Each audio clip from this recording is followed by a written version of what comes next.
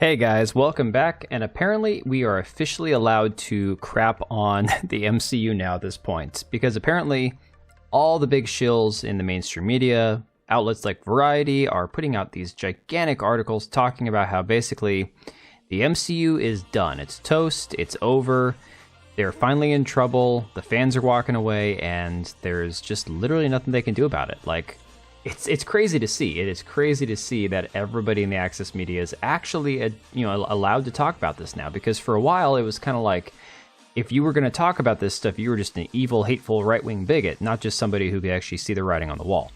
So what's more interesting is that after this announcement, after these articles have been coming out, we've seen headlines about them possibly bringing back Iron Man and Black Widow to somehow salvage the bleeding fan base that is, basically given up on cape films across the board, not just Marvel, but DC as well.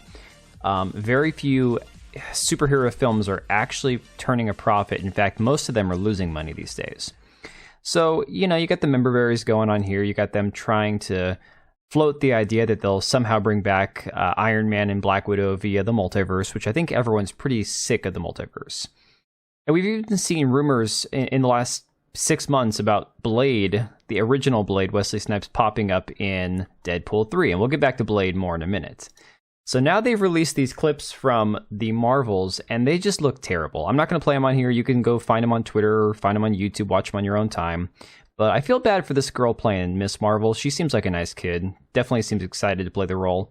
But the movie looks like trash. The characters suck. Nobody's going to watch them. It looks boring. So let's just be honest and say that this movie is probably going to lose a lot of money. In fact, they're projecting that it's going to have a very bad opening, $45 million. So definitely not the film that they were hoping it was going to be. Coming off the heels of the first Captain Marvel being $1 billion movie, this one will be lucky if it makes $500 million. I doubt it'll even make that much money. So this has all come after South Park pretty much went out there and destroyed Kathleen Kennedy at Lucasfilm, Disney, Bob Iger a little bit to some extent. They kind of left Kevin Feige alone, which wasn't really fair, because Kevin Feige over at Marvel has really been responsible for a lot of the bad decisions. But, they went through ripping all these people that are just kind of injecting diversity here and there without caring about actually making a good product and just repackaging the same crap over and over again. And Gina Carano got in there, formerly the Star Wars actress from The Mandalorian that was unceremoniously axed because of her opinions about pronouns. And so what we have now is the failing Marvel branch of Disney getting ready to do their reboot of Blade at an impressively low budget. Now, for some context, before we get into this article from Collider, it was just released that apparently She-Hulk, the most horrifyingly bad TV show, but at least it was kind of funny, I could laugh at it, it wasn't as bad as Willow. Willow was definitely worse, but She-Hulk was incredibly bad. It cost about $25 million an episode. Reports are coming out that the Blade reboot, which is being basically, I don't want to say it's been scrapped. Basically, what they've had to do is hire a different screenwriter because they've redone the script now, I guess, like 6 times. It's supposed to have a budget of less than $100 million.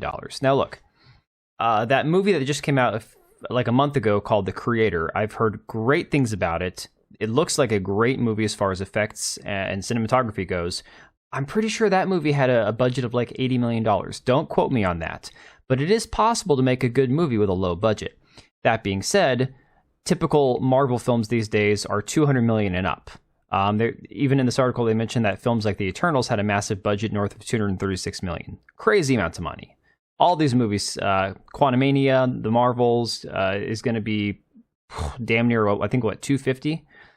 So yeah, it's just crazy that they're not even planning on putting as much money into this movie, which really could be a tentpole for them if they did it right, as they've put into movies that nobody gave a crap about. So on top of that, we've seen rumor after rumor about them jamming, original Blade Wesley Snipes into Deadpool 3, and we've seen things about how basically Maharal Ali has been so unhappy with the script that he pretty much walked away. And this is an article from Bounding Into Comics that I used in a video from back in March. And basically everything that's in here has come true. And this is the part I just want to kind of like end off with. This article goes through how basically it was a terrible script, the 90 pages that they had put together. It had two terrible action sequences, really sloppy, poorly done, and Maharal Ali was so unhappy with it that he was just ready to walk.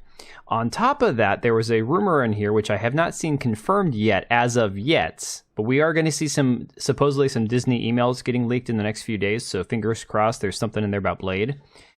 That this article had talked about how his daughter was supposed to show him up in the new movie. That basically it was simply a passing of the torch, and they brought in Maharal Ali to be the new Blade for one film in which he steps aside and lets his daughter become the vampire hunter. So that's not been confirmed yet, but what we do know is that this script is now on its 6th version. They brought in the writer from Logan, I do believe, the last Hugh Jackman Wolverine film. And here we are with this film just hanging on by a thread with a budget that is shockingly bad. I mean, I'd be impressed if they could make a good movie with $100 million. I mean, you'd think that they could. But unfortunately, it seems like Marvel can't do anything for under $200 million. So why would they give this film $100 million when they're given things like The Marvels or The Eternals or any of the rest of these movies $200 and $230 million? It's crazy. Let me know what you guys think down below, though. I'm really hoping that he can force them to make a decent film out of this. I don't know anything about him personally or as his acting ability. I've never seen him in a film. I hear he's a good actor, so I have hope. But let me know what you guys think down below. This will be curious to keep tabs on, and we will see you on the next one.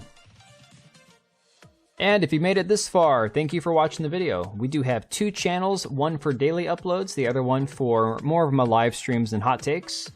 Links to both are down below, as well as the ability to join as a channel member for as little as $3 a month, and that'll greatly help us out. Much appreciated. We also have links to our Etsy accounts down below, as well as our website. We also have Locals and Subscribestar. If you didn't want to support us on YouTube, you can support us through those. Thanks again for being here, and we will see you on the next one.